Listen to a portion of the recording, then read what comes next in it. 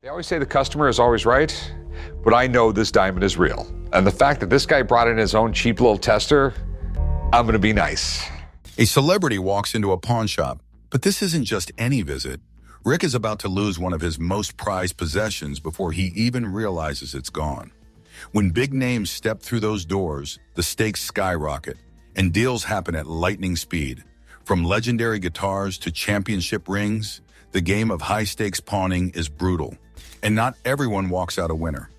Tune in, because when Dana White sets his sights on Rick's treasured samurai sword, things take a shocking turn. Hollywood meets pawn.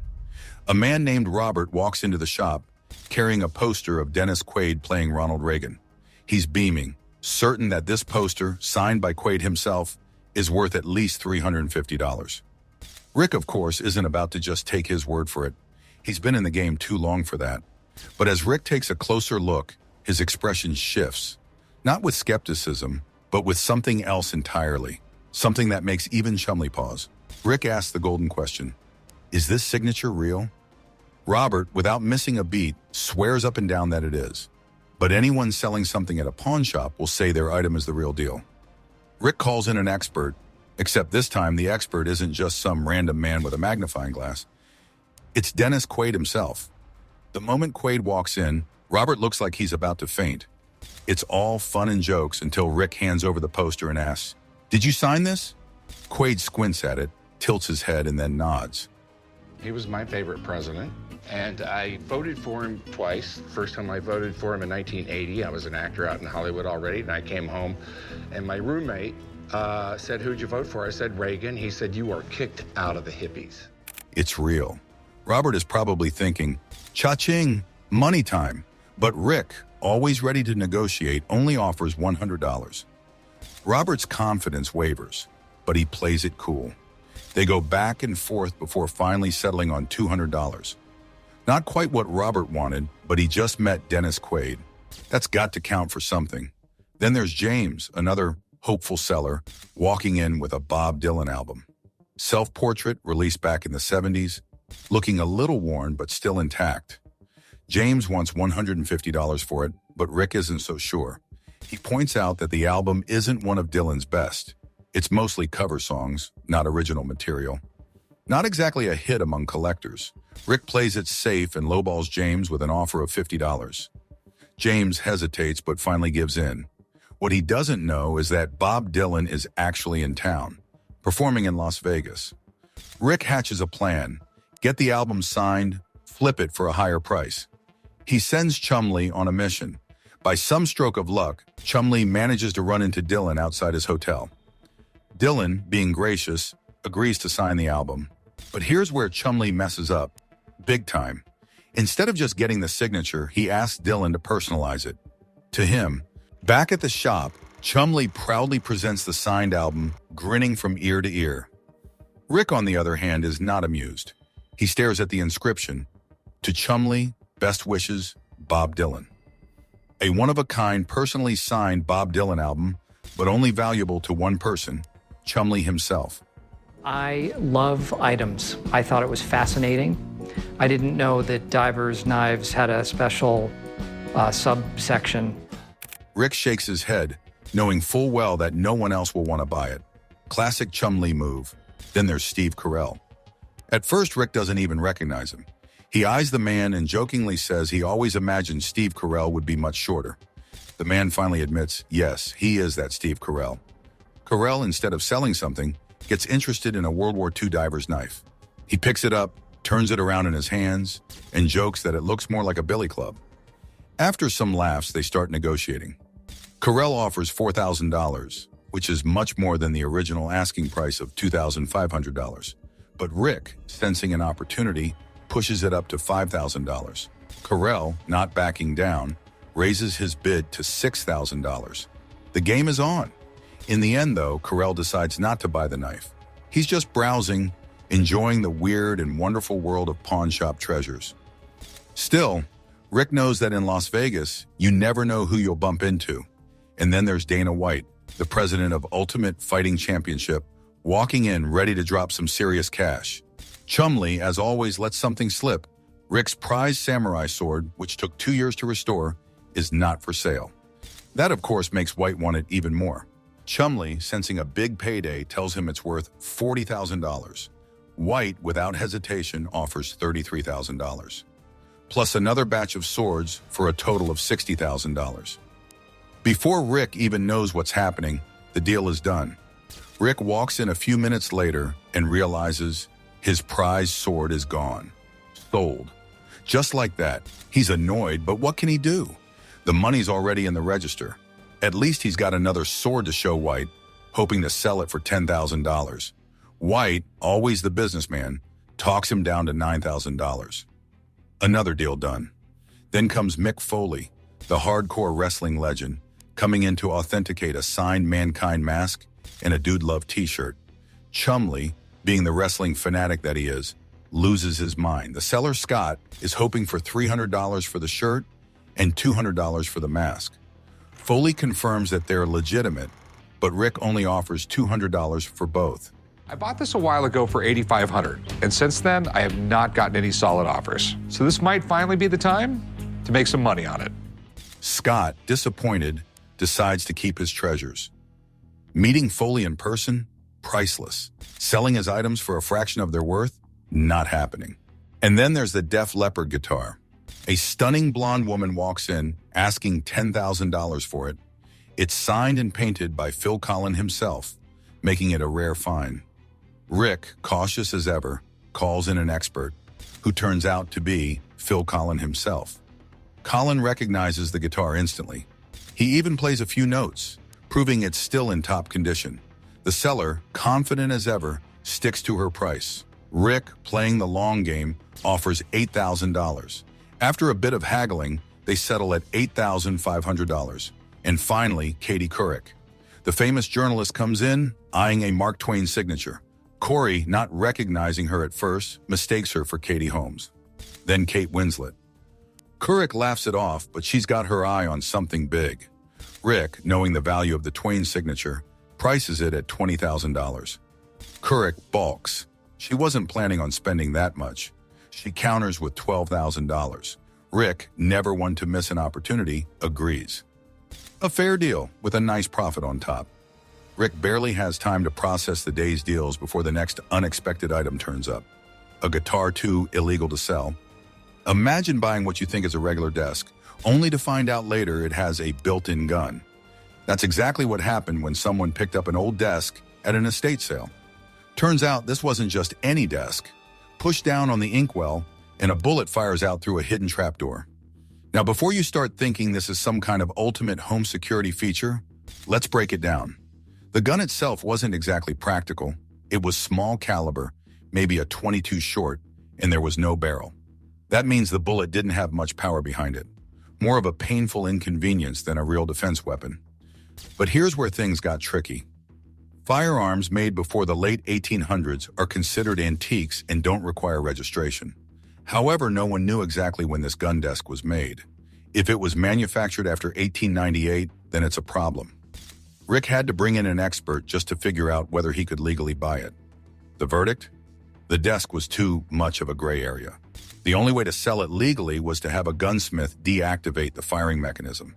Not exactly what you want to hear when you're trying to make a quick buck. Next up, a guitar that looked innocent enough until you realized it was made out of tortoiseshell. That's right. Back in the day, tortoiseshell was used for all kinds of things. Combs, sunglasses, guitar picks. But it was eventually banned because turtles are endangered. The seller had no idea whether it was legal to own or sell.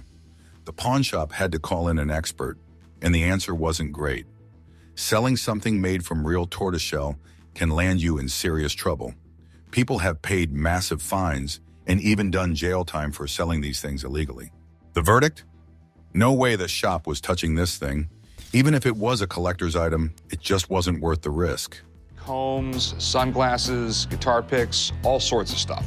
It looks cool and it's incredibly durable. But some tortoises became endangered. So in the early 70s, the trade in tortoiseshell was banned. Then there was the 1950s German spy camera. At least that's what the seller claimed. It was tiny, about the size of a cigarette lighter, and it did look like something straight out of a secret agent movie.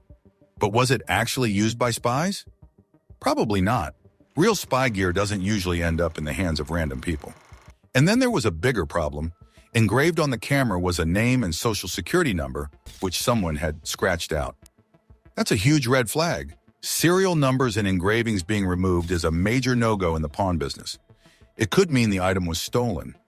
At the end of the day, the shop couldn't take the risk. Whether it was a real spy camera or just an old-school gimmick, it wasn't worth getting in trouble over. Championship rings are always valuable, especially when they come from big-time college football teams. But this Penn State Orange Bowl ring from the 1970s had a major problem. The original engraving had been removed.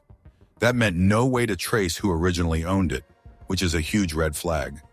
In the pawn world, buying something with a missing engraving is like buying a car without a vehicle identification number.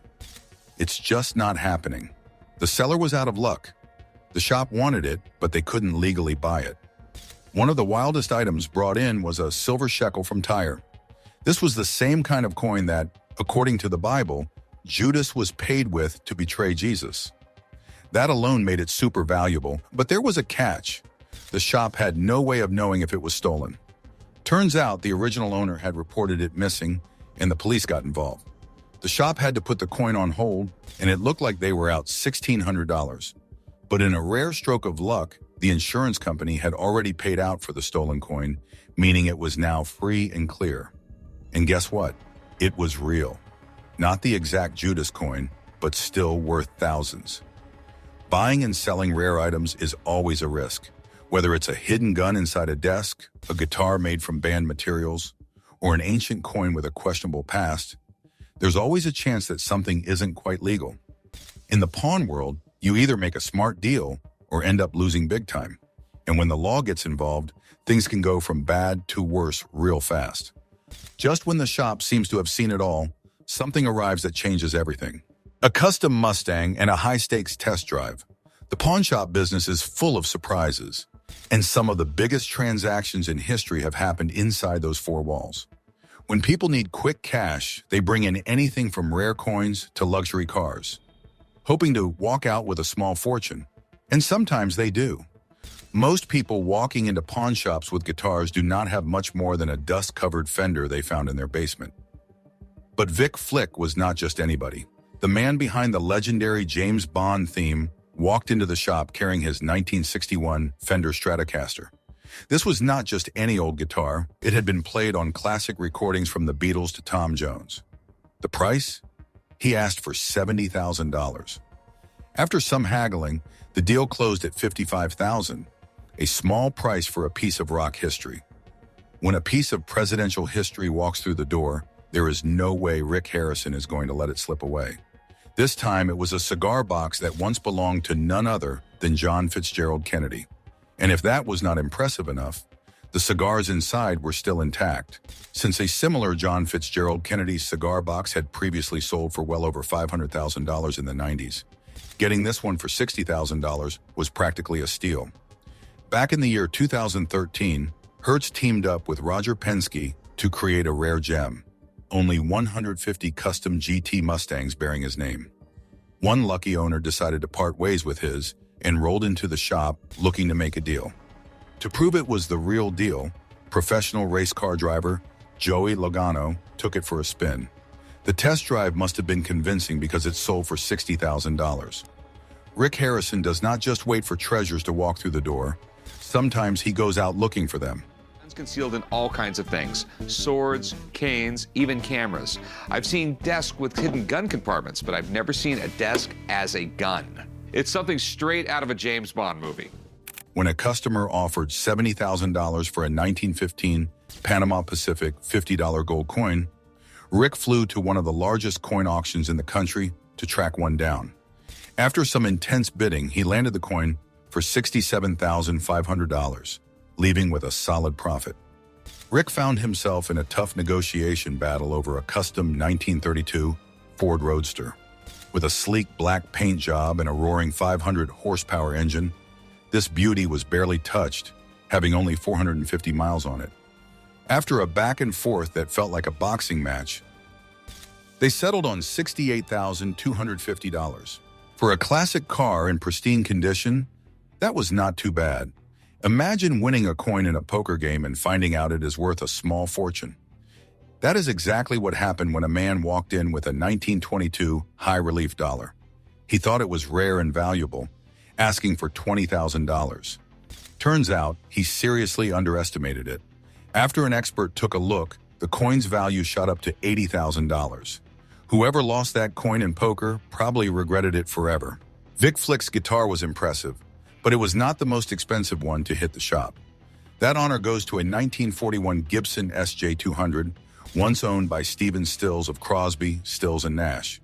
The seller even had the bill of sale, signed by Stills himself. With proof like that, Rick was not going to let it slip away.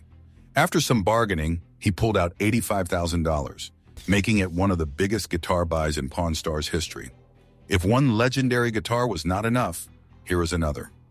Les Paul, the man who practically invented the electric guitar, had a massive influence on rock music. Cars, and apparently this thing is in great shape.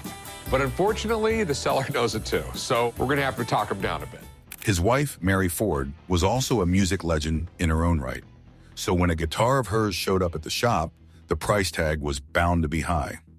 The seller originally asked for a jaw-dropping $250,000.